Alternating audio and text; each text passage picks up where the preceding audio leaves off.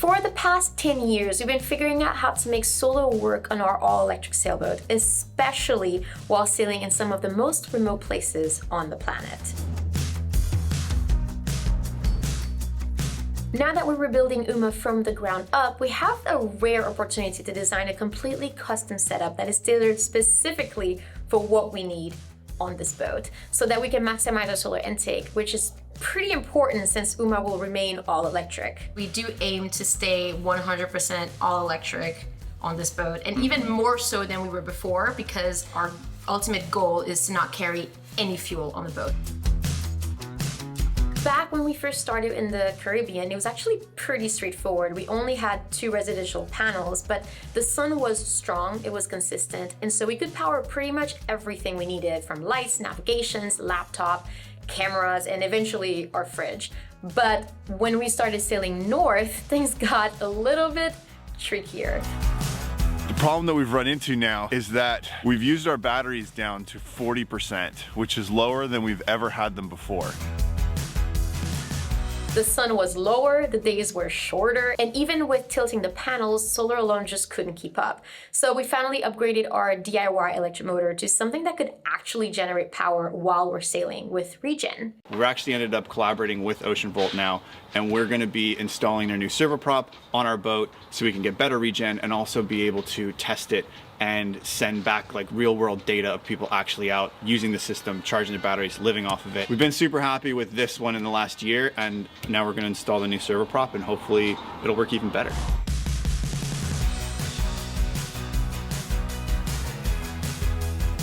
We're going to turn regen on and see what kind of numbers we can get.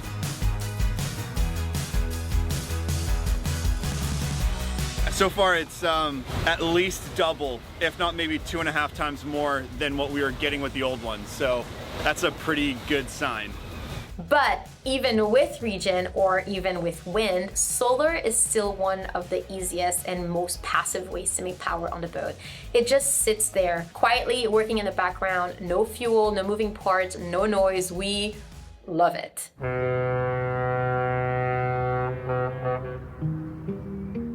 Optimizing solar on UMA has always been a dream for us, and about 4 years ago, while we were sailing in Norway, we jumped on a Zoom call with Kim and Sarah, and that call was the start of an amazing partnership.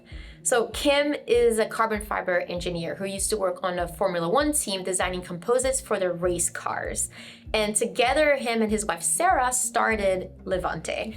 Over the past couple of years, we've worked together on all sorts of unique solar solutions, and sometimes even using UMA as an R&D platform to test new ideas, all with one goal in mind: to develop the best solar panels for mobile off-grid lifestyle. And since we started this rebuild, we've had hundreds of discussions about ways to design unique solar solutions for our boat. And so Levante took a lot of this research and testing that we've done together, and they just launched a new hybrid solar panel. It is the first of its kind. So this week we had Kim come visit in person to show us the panel, but also to help us brainstorm what's actually possible on our sailboat. To go around this mast and stuff like that, it's not a problem because we just cut the skin. When most people look at a solar panel, they usually see a black rectangle, but there is actually so much more going on inside. Solar panels are made of layers. Layers! The solar cells, the part that actually produces the electricity, are sandwiched between protective material. And every company builds and laminates those layers slightly differently. Some use cheaper material and low quality cells, and other companies use premium components that are more durable with higher efficiency. But that's why you'll see such a huge difference in price, especially in the flexible panel market. In other words, with solar panels, you really do get what you pay for. The main reason for all the layers is to provide the right balance between flexibility and protection. Being able to curve a panel means that you get a lot more ways to mount it, especially on boats or in vans. But the problem with that is if it's too flexible, then the cell inside, it can crack.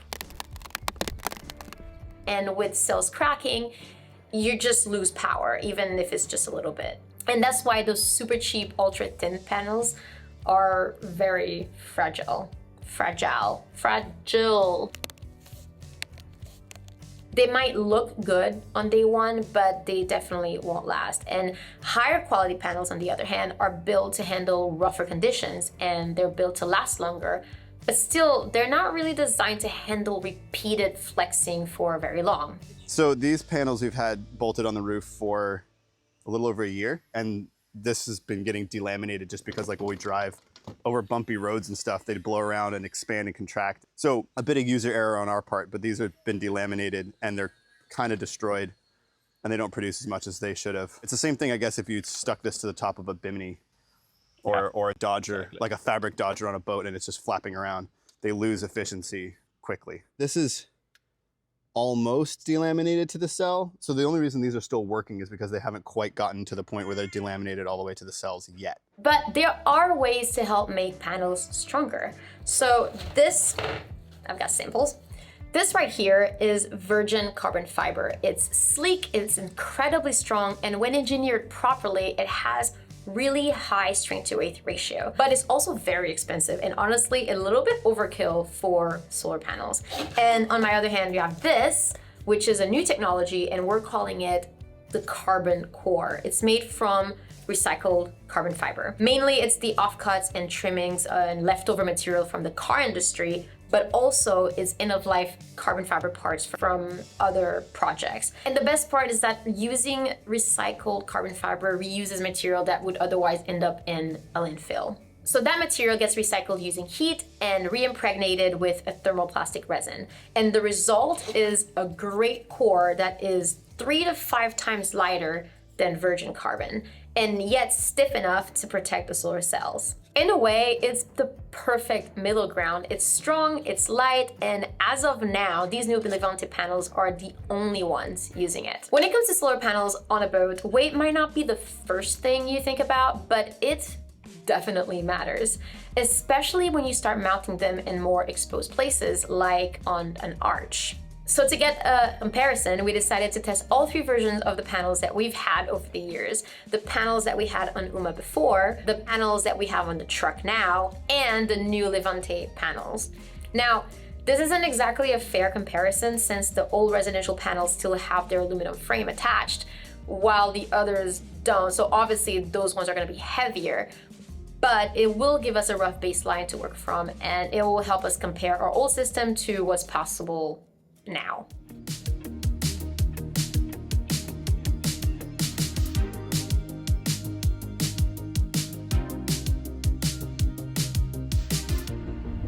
Well, solar panels are Those are heavy. out. Those are super heavy. They're so heavy. I want to weigh it. That's got to be like 40 kilos or more. Like it was heavy. Let's try to get that out and let's see if we can pick it up and see how heavy it is. We're setting, oh Jesus Christ. We're setting a baseline for what we took off compared to what we're gonna be putting back on. We're gonna try to hoist these and see how heavy they are. We're just trying to see what we had before so we can compare it to what we're gonna have after. That's all. Knowing that it's not like apples to apples, because obviously our new panels are gonna be much lighter than these ones. But we're trying to take bets. I think that these are heavier than 50 kilos. And this only goes to 50. Can you reach that? Try to. You're breaking my container? Wait, let's rotate these this way. You need to stabilize it, if not Yeah, I'm yeah. going to. Okay? Yeah. What's that? It's 49. 49.25. Oh, so it's exactly 50 kilos, Yeah. according to that $7 luggage scale. But it has the frame on though. Yeah, of course, but like, that's part of the whole contraption because it needs a frame. We try to do another one just to have like a reference. Yeah. Well, now you got to do the step over to make sure that like it's a straight pull, you know? You try it? Yeah. I can try. For the I have my safety panel protection. this is okay. This is for YouTube. All right, let me get this like underneath you. Okay. All right, you ready? Yeah. Hold it stable. Okay, 1, 2, 3. Oh. We broke the scale. So it was around 47, 48. Let's go ahead and call that just 50. Weighting the two flexible panels, one from the truck and the new Levante panel, that's a much fairer comparison since they're both considered premium and high-end panels.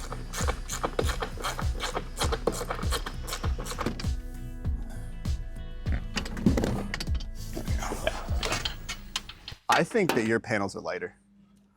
I don't know. I do. Feel that. That's heavy. Way to find out. I think your panels are lighter. It might be the same weight, but it's definitely more rigid. Yeah. Oh, yeah. You got Take them? them here? Yeah. Have them.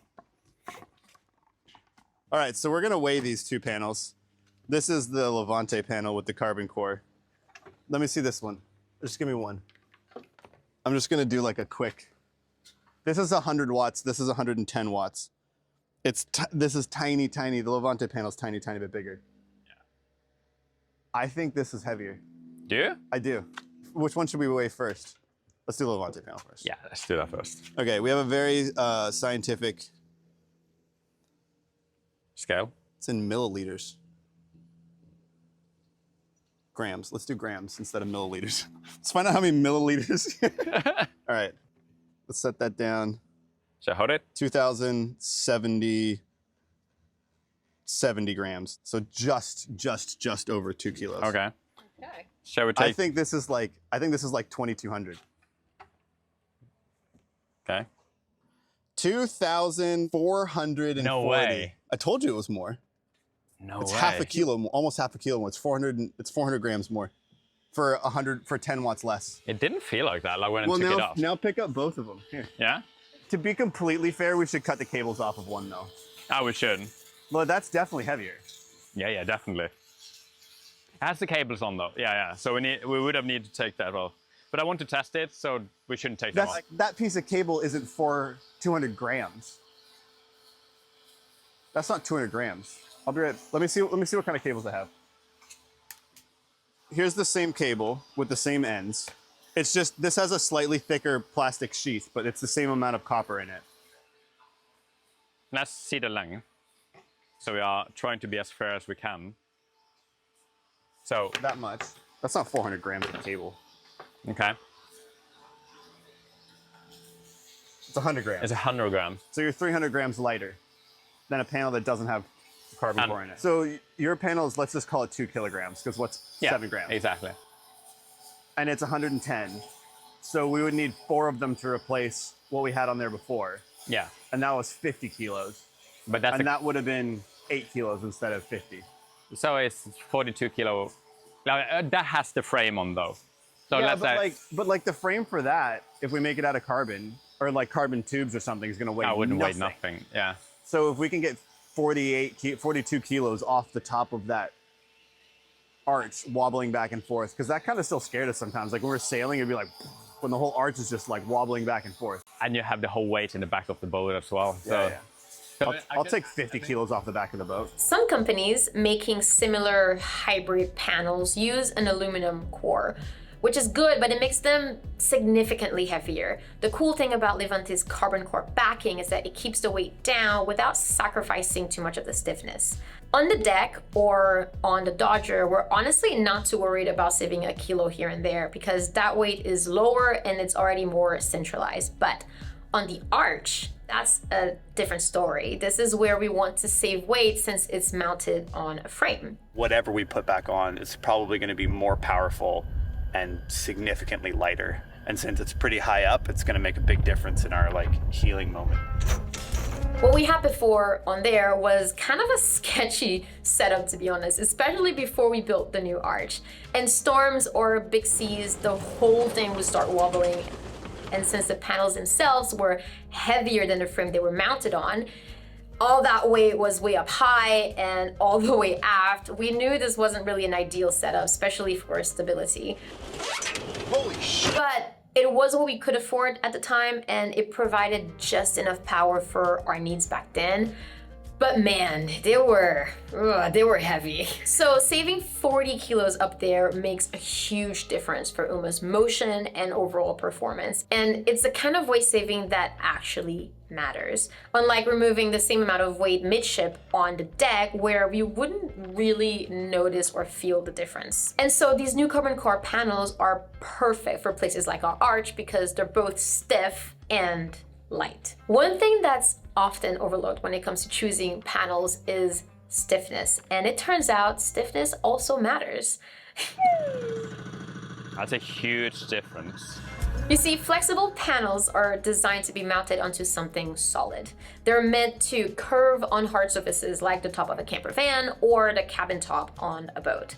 But they still need support underneath, because without that support, the solar cells can slowly develop tiny itty bitty micro cracks over time, and that can end up hurting the performance of the entire thing. Residential panels avoid that problem by using a rigid frame, thicker cells, and also more rigid back panels. So you just bolt them on a rack or on a grid, and the structure supports them completely. And that's why they tend to last so long. But like I said before, it also makes them very heavy. Now, a properly installed flexible panel can last just as long as a residential panel, but the truth is, most of the installation that we've seen allow way too much flex.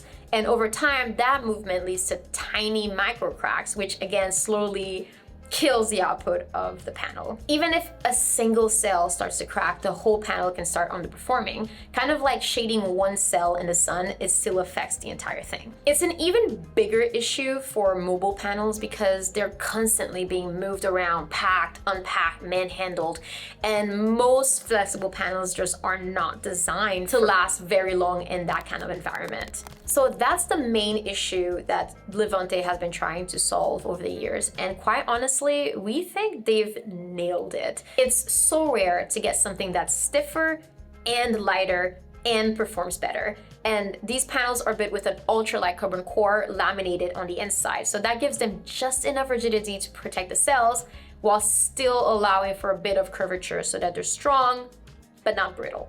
So we'll be using a custom version of this technology on our arch since we're not walking on it, and so it can be self-supporting, and it should keep the cells well protected from micro cracking and also from all the abuse that sailboats get in the ocean in general.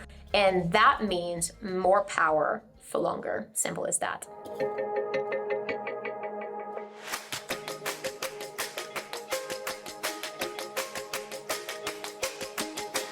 So what does this actually mean for UMA?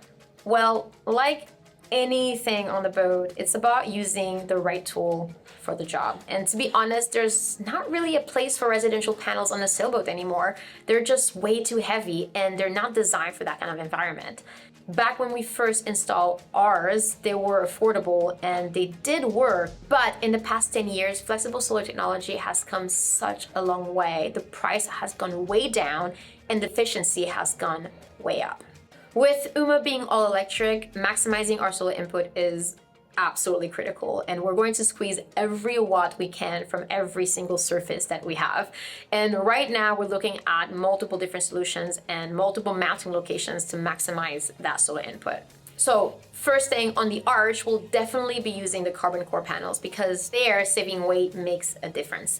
And of course, they'll be custom designed just for that single spot. We're also working on some type of expendable solution so that we can pull even more power without it getting in the way while we're sailing. I agree that it needs to be a little bit rounder because it fits better with the shape of the boat. Yeah. But we'll get into that some other time in the future. On the Dodger and on deck, we don't need the carbon core since those panels will be glued down to a solid surface, so they'll already have the support that they need. The Dodger top is probably the best return on investment because it's flat, it's big, and it will get a lot of sun on there. The deck, however, that's the trickiest part because it's a lot of work for not a lot of gain, since some panels will always be partially shaded by the boom or the mast or the sail or the lines of the rigging, and it's not going to be an easy solution, but we are working on some clever ideas and see if it's worth it. We can make this with carbon fiber, so it gives a little bit additional support. We just need to be able to walk on it. Yeah. That's it. But if this together with like a laminate underneath, then you would be able to walk on it. If this was just a flexible panel, I wouldn't walk on it because if the structure underneath cracks, the cell crack, and then it doesn't work anymore. Because if we cut those off, we could just use the deck as is, as the male mold. I think we should like template the entire deck, mark where the mast is, mark where the corners are, and then do the calculation on like what's the maximum amount of solar cells we can fit on here. Yeah. And then talk about handrails and hatches and the main sheet traveler and then figure out what the least amount of solar is, and then try to strike some compromise between the two. The reality is that because we're all electric, like this much solar, if we can add it somewhere, is going to make a difference over the course of a week. Yeah. I mean, it makes sense to like try to optimize every square, every cell. Like if we can put 5 of these somewhere, we should do it, because over the course of the whole boat, that's going to make a difference if we can do that in 10 places.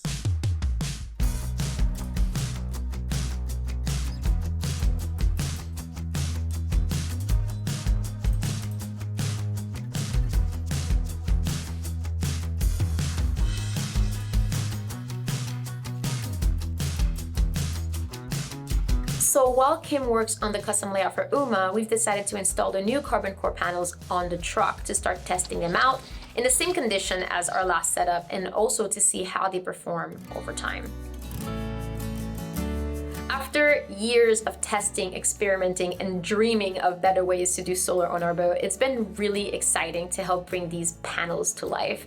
The new Levante panels just officially launched on the website, and there are a few different sizes available, like from large ones to these more square ones is something in between. So whether you're outfitting a sailboat, a van, or even just a backyard project, and you're looking for something stiffer or higher quality panel than what's currently being offered, we definitely recommend you checking them out. We'll leave a link in the description below.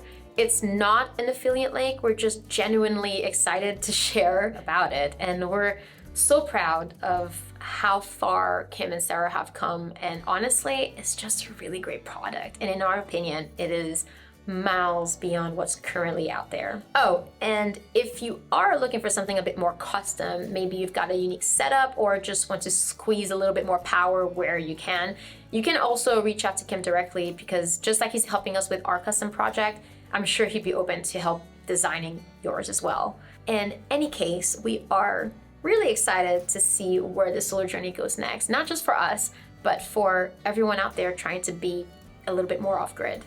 One more thing before I forget, before Kim left, we recorded also an hour or more long podcast episode with him talking about everything carbon fiber. So make sure you check it out on Patreon if you're interested.